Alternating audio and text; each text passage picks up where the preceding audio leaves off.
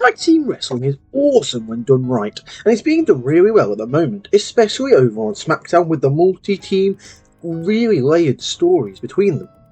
While WWE hasn't always allowed its tag team division to flourish over the years, particularly in the 2010s, there have been some classic tag team matches in the company throughout its history, with great teams such as the Hart Foundation, the Dudley Boys, Edge and Christian, and many more making the tag team championships feel prestigious at points. Enough YouTube time has gone into discussing these great tag team matches.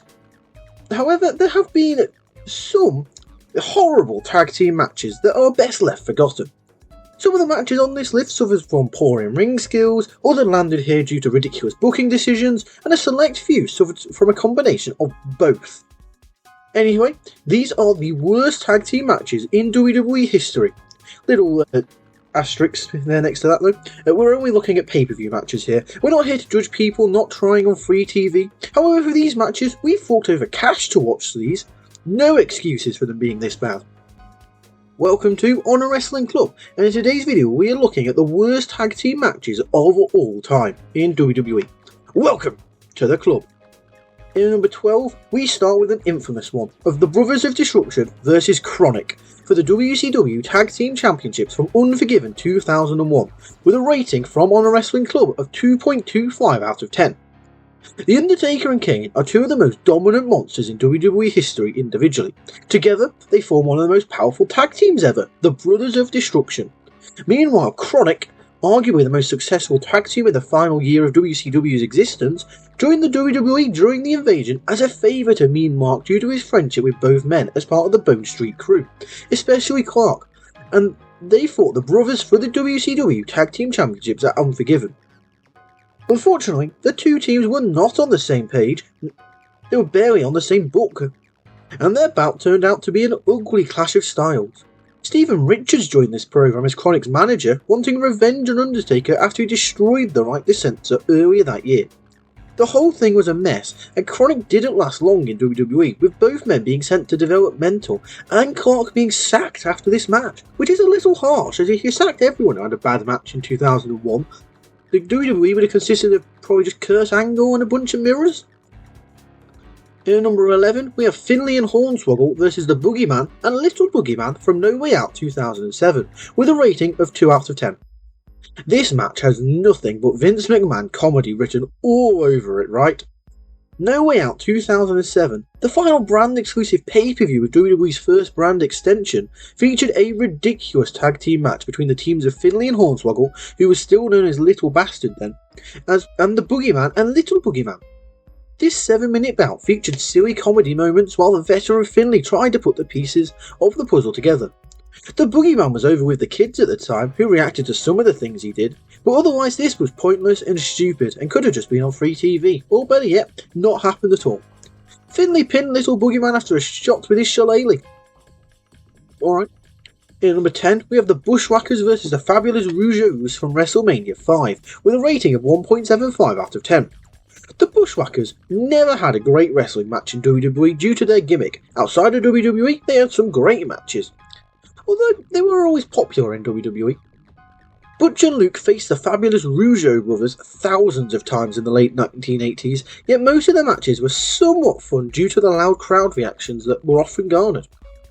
At WrestleMania 5, this was not the case, as the fans were dead for most of the undercard matches, as they were just there for the amazing feud blow-off between the Mega Powers as they exploded.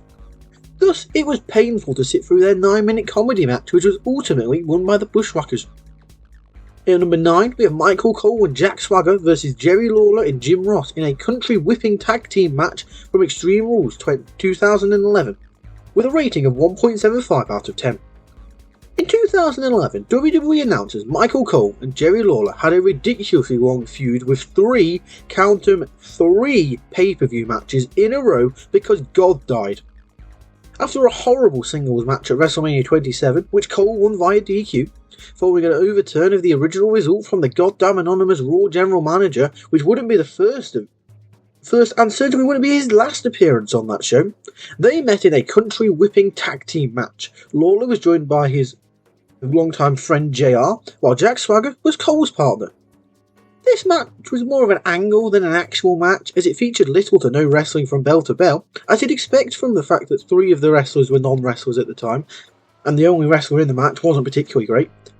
Michael Cole humiliated Lawler and Ross while Swagger was doing his dirty work, and he ran away when the faces tried to beat him up. In the end, Cole picked up the win for his team by rolling up JR. In number 8, we have the Headbangers versus the Godwins for the World Tag Team Championships at Bad Blood 1997, with a rating of 1.5 out of 10. This was a 12-minute match that felt at least twice as long. The fact it was for the World Tag Team Championship shows how weak the division became after the British Bulldog and Owen Hart dropped the belts a few months earlier. The Headbangers winning the gold a month earlier was a fun moment, but that was the peak of their reign. The Godwins became 2-time champions after Phineas delivered a powerbomb to Mosh. Just a couple of days later, the Godwins would drop the gold to the Legion of Doom. Why not just have them win the belts at the pay-per-view in a triple threat match? In number 7, we have Hardcore Holly and Charlie Haas versus the Basham Brothers from Armageddon 2004 with a rating of 1.5 out of 10. As you might notice throughout this video, WWE's brand exclusive pay-per-views led to very forgettable mid-card and undercard matches, especially from SmackDown following the success of 2002. In late 2004, the Basham Brothers were repackaged and joined the cabinet alongside WWE Champion JBL and Orlando Jordan. Before they won the Tag Team Championships from Rob Van Dam and Rey Mysterio in early January 2005, the brothers were given a pay-per-view win over the forgettable duo of Hardcore Holly and Charlie Haas at Armageddon 2004, which they won with a roll-up. The crowd had zero patience for this match, and no one remembered it the next day. In number 6, we have TNA vs Head Cheese at WrestleMania 16 with a rating of 1.5 out of 10. No, not the promotion. That would have been a weird tag match, and I don't really know why they'd be facing Head Cheese. No, we're talking about Test and Albert. The year 2000, generally regarded as one of the greatest years in WWE history, if not the best. It was definitely the best year until 2023. Pay-per-views featured great wrestling action, the weekly television shows were entertaining, and there was awesome storytelling going on. For some very strange reason though, WrestleMania 16 was one of, if not the worst pay-per-view that year. The worst match on that show was a skippable undercard tag team match that saw Test and Albert managed by Trish Stratus, who was the most over part of the act, as you'd expect. She has boobs, you see, and it was like the late 90s, a hangover from there. And they beat the team of Head Cheese, which is Al Snow and Steve Blackman, in little over 7 minutes. Utterly pointless. In number 5, we have Jerry Lawler and Jim Ross versus Al Snow and Jonathan Coachman from Unforgiven 2003, with a rating of 1.5 out of 10. Ask WWE fans what is the best commentary team of all time.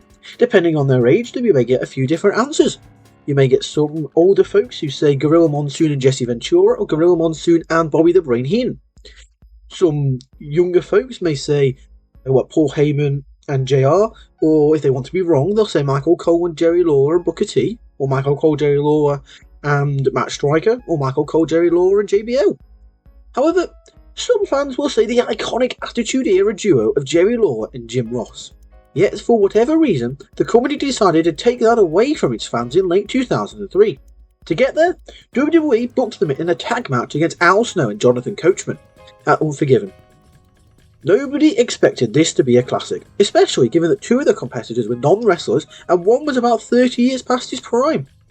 But the fact there was no one calling the action, as the announcers were all in the ring, made this even more boring. Snow and Coachman did pick up the win here with help from Jericho, which meant that JR and Raw were banished from commentary. However, shortly afterwards, they were back, which made this even more pointless than it was to begin with.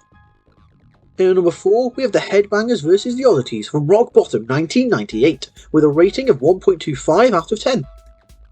In 1998, much like in 2000, WWE could do no wrong, due to the incredible popularity of Stone Cold Steve Austin, the aura that names like Kane, Undertaker, or even Mick Foley were garnering, as well as the rise of future top stars such as The Rock and Triple H, who were quickly rising through the ranks of the midcard. Because of the strong main event and upper mid-card scenes, few people talk about how poor the undercard was. This is understandable because WWE was indeed very popular. It was water cooler conversation and in popular media. But bouts such as a tag team match between the Headbangers and the Oddities at Rock Bottom 1998 do prove just how horrible the undercard matches could be at such a hot period in the business. If you ever rewatch pay-per-views from this era, it's best to skip stuff like this. The second match at Rock Bottom in Your House was one of these sort of matches. The Oddities and the Headbangers put on a slow and sloppy 7-minute bout that was won by the Headbangers. Thankfully, these horrible bouts were slowly replaced by breathtaking tag team matches the following year, thanks to the ascension of the Hardy Boys and Edge and Christian, as well as the debut of the Dudley Boys, leading to the great 2000 midcard.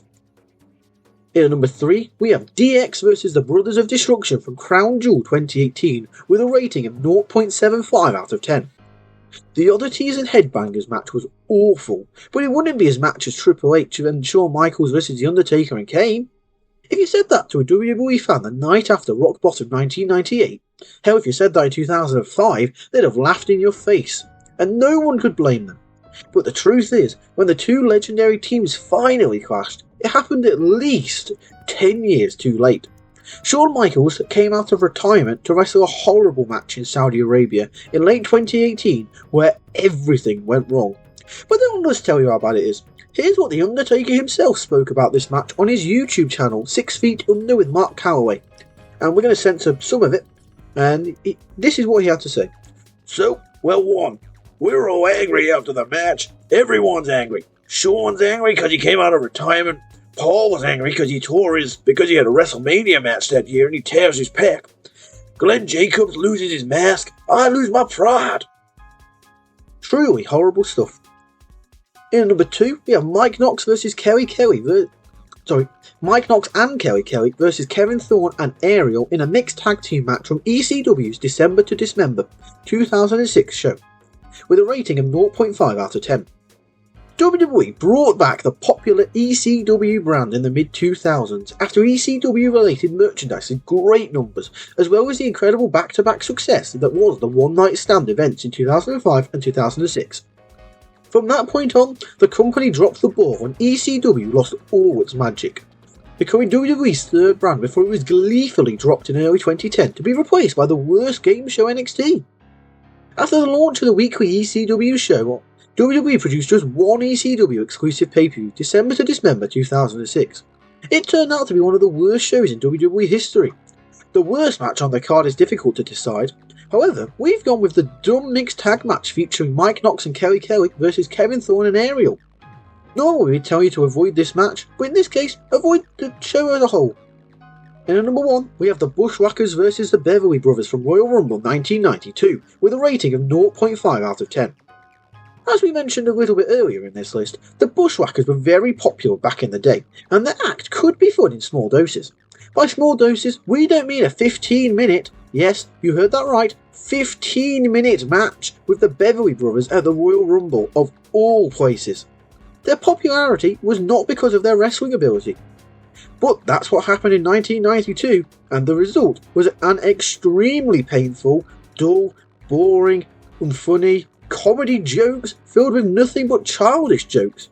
The presence of Jameson at ringside not only made this dumber than it already was, who is the worst pantomime character to have ever been in WWE. What makes this match so much worse is that every other match at the Royal Rumble 1992 pay-per-view card rules.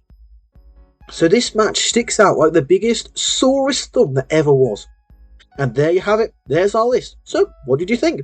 What is the worst tag match you have ever seen? Let us know in the comments down below. Be sure to give this video a thumbs up if you've enjoyed it, and click the subscribe button if you're new around here. That's all for now, so I'd just like to thank you for watching, and welcome you to the club. See ya!